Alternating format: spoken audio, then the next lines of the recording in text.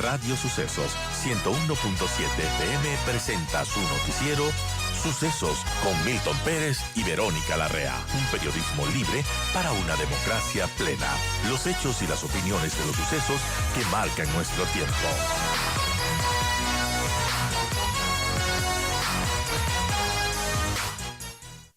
Gracias a Esteban Ron, director de la Escuela de Derecho de la UID. Vamos a conversar con él acerca de la situación jurídica del gobierno, porque paralelamente a esto, en la Asamblea Nacional se debatió ayer y anteayer hasta la noche sobre una posible destitución del presidente de la República. Y mañana a las 11 de la mañana se retoma este debate en el Legislativo. ¿Qué opciones tiene el Ejecutivo?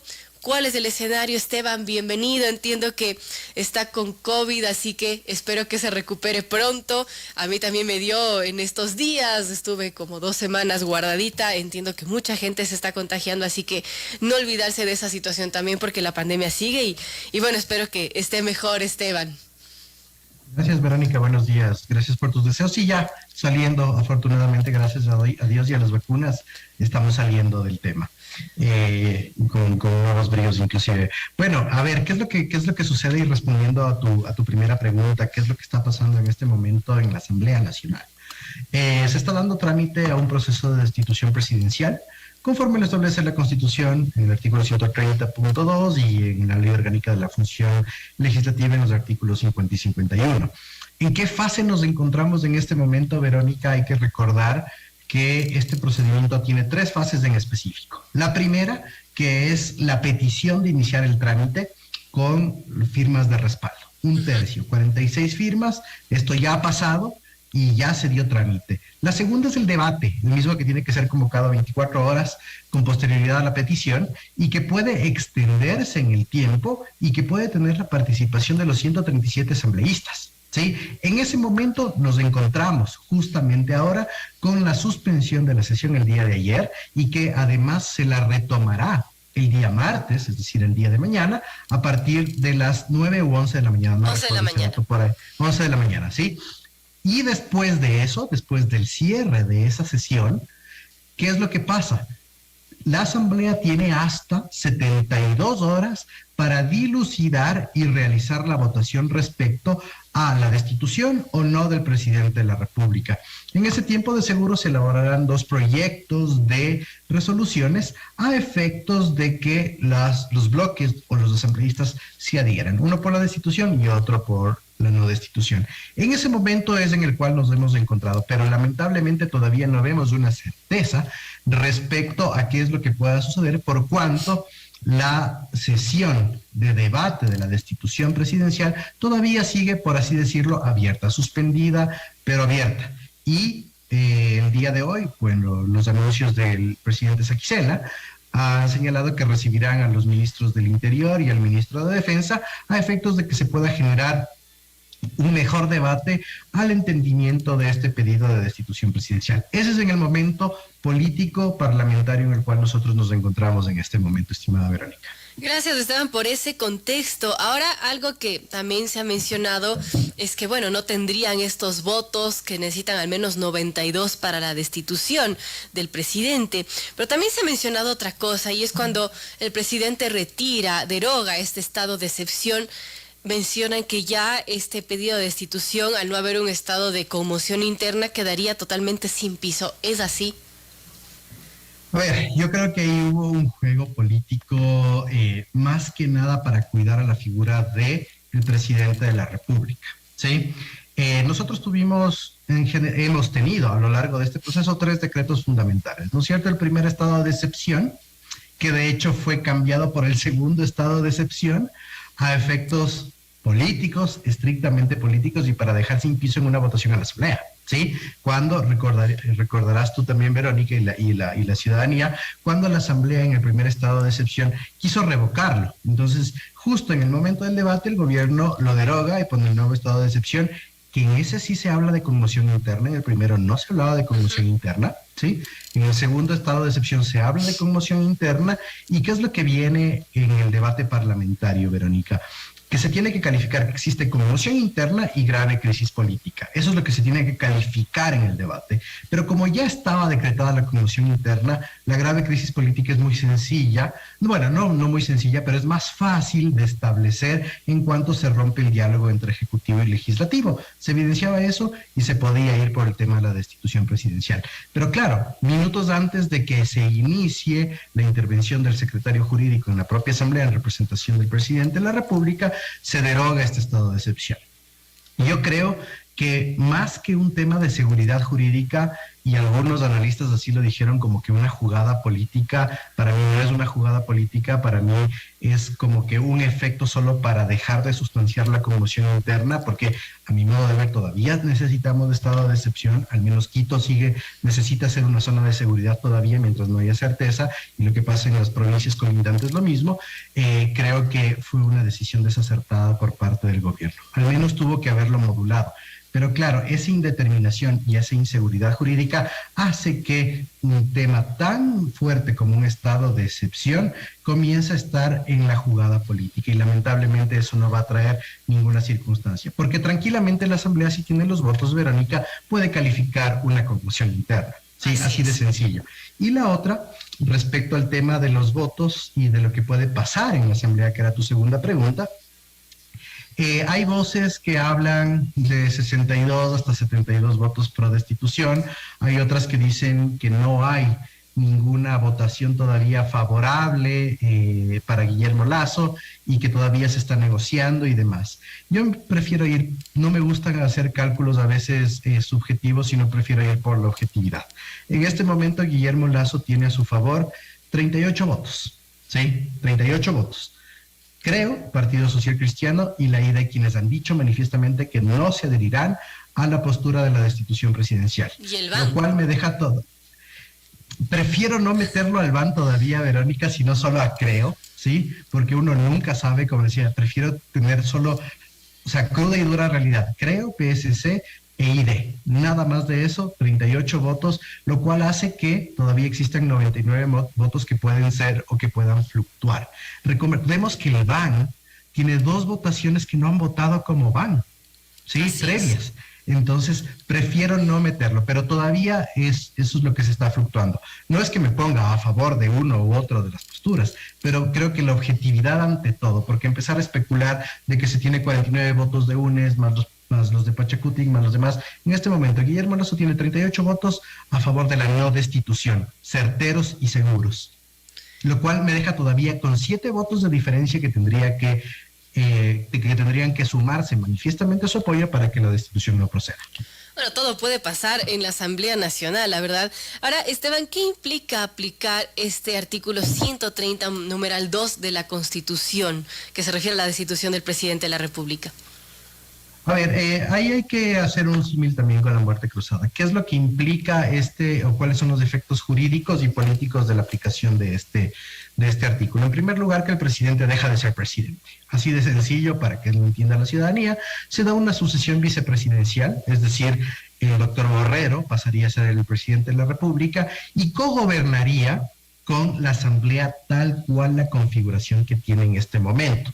Se llamarían elecciones anticipadas en 90 días, bueno, más los 7 que tiene el Consejo Nacional Electoral para realizarlo, es decir, en 97 días tendríamos unas elecciones anticipadas.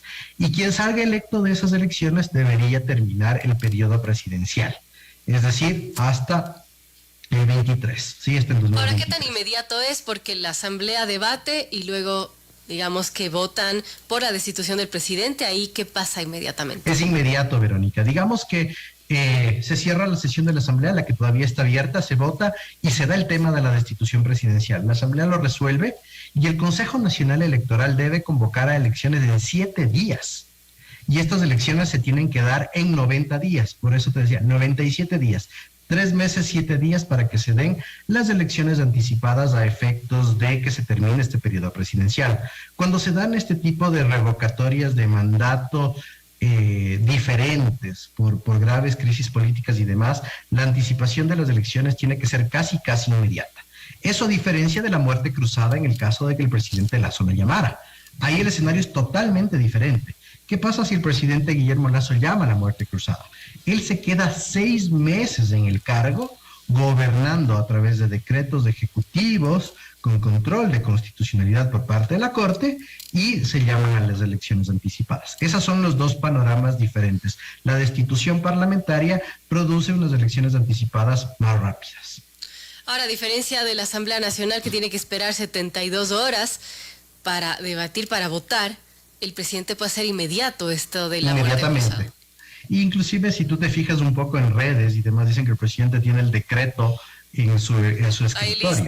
Bastante complicado, yo le veo, yo creo que una muerte cruzada nunca, o al menos ya lo hemos debatido en otros espacios, nunca es una solución democrática ni reinstitucionalizadora. De hecho, rompe con toda institucionalidad y rompe con los sistemas democráticos. Para mí es una válvula de escape muy emergente, pero exactamente lo que tú dices, el presidente solo puede publicar el decreto ejecutivo y con esta publicación se da la muerte cruzada, mientras que la Asamblea tiene, después del cierre de esta sesión, que esperemos que se cierre el día de mañana al fin, porque me parece que por ahí quedan unas 40 intervenciones más, tendría 72 horas para empezar a generar los 2 proyectos de resolución.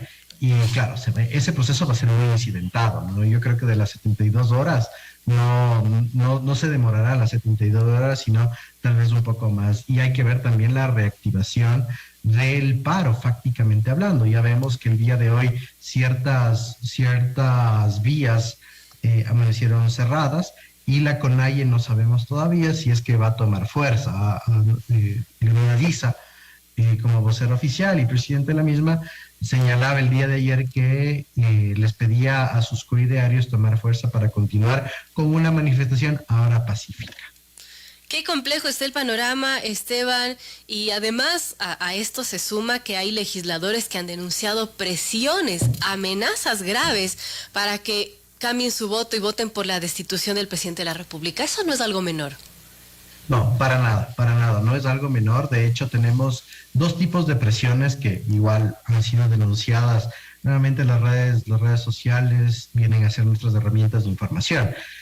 Se ve de todo, no sabemos a ciencia cierta cuál es el tipo de presión, pero vimos que para ciertos legisladores de Pachacutic, en sus propias ciudades, sus casas se han visto rodeadas por manifestantes pidiendo que voten a favor de la destitución del presidente Lasso, cuando inclusive el propio Pachacutic ya dijo que en bloque votaría a favor de la destitución. Bueno, eso se entrelee, pero eso es una presión, yo creo que eso es una presión, digamos, mientras no sea violenta, es una presión por representación. Yo estoy representando a un segmento territorial específico y tengo que cubrir esas demandas. Además, a un sector social como el indígena, y tengo que cubrir esas demandas. Así que esa presión por representación yo no la veo mal. Si es que esta es violenta y se intenta flagelar a la familia de los legisladores o a sus bienes, ahí es otra cosa. Pero esta presión por representación es muy normal y es democrática, considero.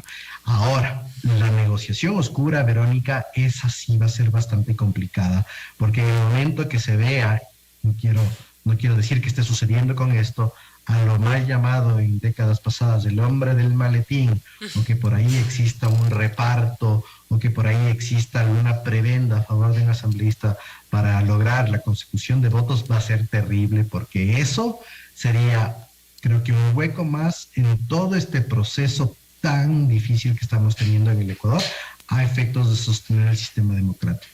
Me dice que han mencionado al menos del asambleísta Blanca Sancasela, que han llegado hasta su vivienda para amedrentarla. Estas cosas no deberían pasar. Sí, no, es lo que yo te decía, ¿cierto? Amedrentar, en este caso, a la asambleísta Sancasela, o ir en contrariedad a la vida de sus familiares y demás, eso está, como te decía, totalmente mal.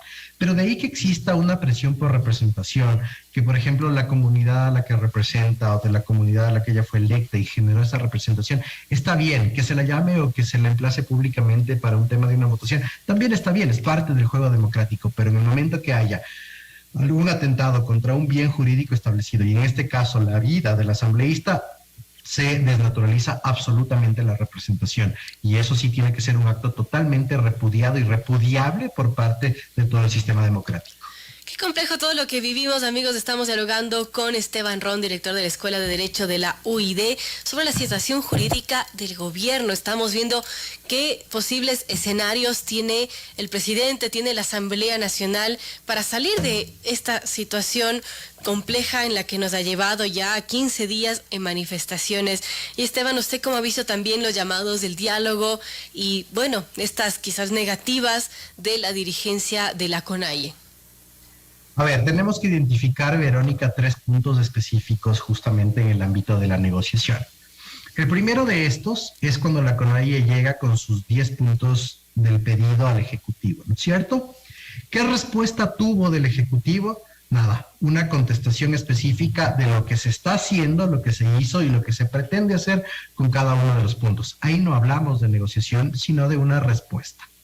Eso no satisfizo las necesidades a las pretensiones de la CONAIE en los 10 puntos. Se da el segundo evento, que es en el cual el presidente Lasso establece con una carta a Leonidas Giza y por la convocatoria de la sociedad civil de que él está dispuesto a un diálogo, sentarse y empezar a hablar de lo que ha sucedido específicamente o de lo que el gobierno puede hacer o lo que podría hacer en virtud de ese pedido. Eso trae un primer resultado. Y hemos visto en las declaraciones, y paso al tercer punto, de Leonidas Giza, en el cual él dice que el gobierno ya ha cedido. Y efectivamente, el gobierno ya ha cedido al menos en 3 o 4 puntos colindantes. El primero, vimos el anuncio de ayer a las 10 de la noche con la reducción del precio del combustible, pero que obviamente no cae dentro de la demanda que hacía la CONAIE, que es la fijación de precios en la gasolina. Claro, y ahora ha dicho que no es suficiente esta reducción. Que no es suficiente, sí. Pero de ahí habló del tema de la educación intercultural, que ya se ha dado un mayor presupuesto a la educación intercultural, y ahí vamos 2 puntos. El tercer punto que Guillermo Lasso ha señalado es que no se harán privatizaciones, y el tercer punto es el tema de la deuda con la banca pública.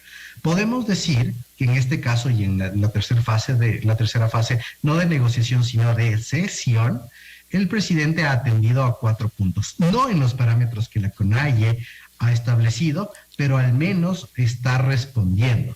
Esto da apertura a un diálogo, sí, pero no a una negociación, porque el gobierno está tomando posturas, y eso dijo el ministro Jiménez el día de ayer, posturas o decisiones unilaterales.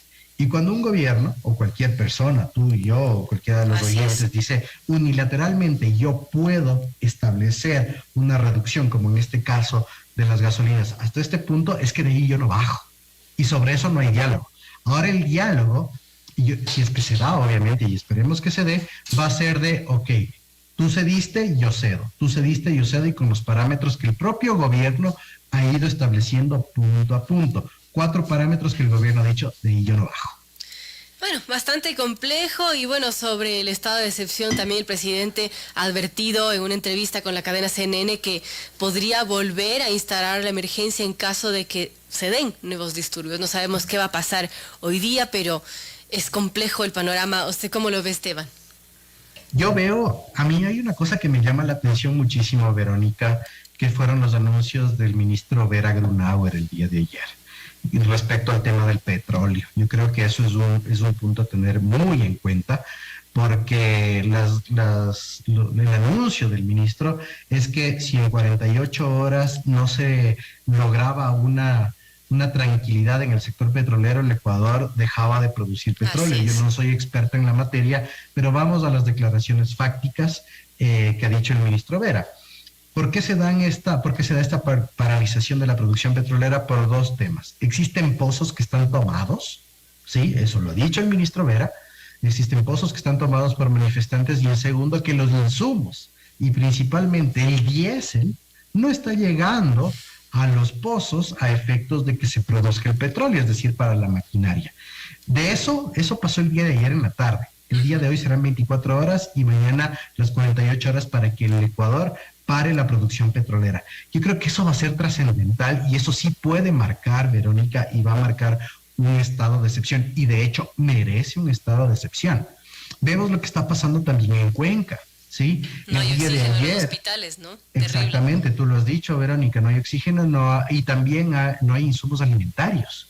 en Cuenca, y se hablaba de un corredor humanitario. Ya escuchamos al capitán Zapata el día de ayer señalando que por favor se deje pasar a los insumos hospitalarios y alimentarios a Cuenca, pero que esto no había traído frutos positivos. Entonces, eso sí, o al menos la vialidad y el cruce de insumos médicos, petroleros, hablemos de temas estratégicos y vivenciales, es decir, lo del día a día, sí nos puede o sí podemos devenir en otro estado de excepción, porque realmente el desabastecimiento de esto va a traer consecuencias muy, muy graves y económicas además. Momentos complejos que vivimos, y gracias a Esteban Ron, director de la Escuela de Derecho de la UID, por ayudarnos a entender un poco el contexto desde el lado jurídico y los escenarios que se están, analizando, que podrían ocurrir en esta situación. Gracias, Esteban, por estar en la entrevista. Verónica, a ustedes por la consideración.